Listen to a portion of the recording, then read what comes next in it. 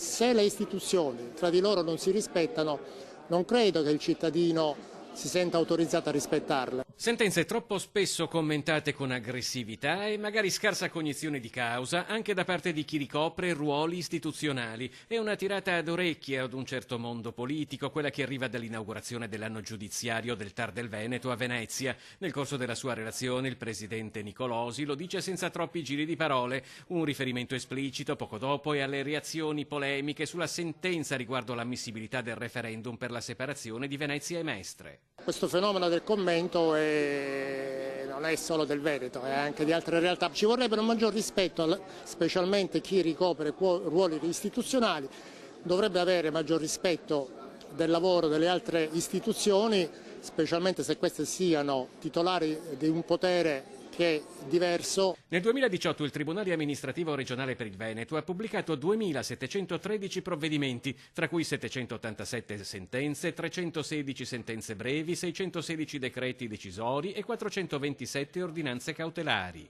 Ma il dato che spicca di più è che al TAR si ricorre sempre meno, 1.419 ricorsi nel 2018, circa 1.000 in meno rispetto a 10 anni fa. Forse anche un calo di fiducia da parte dei cittadini, ma non solo. Si è allargata la fascia delle persone che stanno raggiungendo, ahimè, la soglia quasi della povertà. È un insieme una miscela che alla fine fa riflettere e dà preoccupazione. Tra le sentenze di quest'anno particolarmente importante quella per la Pedemontana, dichiarando inammissibili i ricorsi contro la Regione. È stato un contenzioso complesso e certamente abbiamo cercato di arrivare a sentenza proprio perché ci rendevamo conto che vi era un interesse forte perché i lavori già erano iniziati in alcune tratte.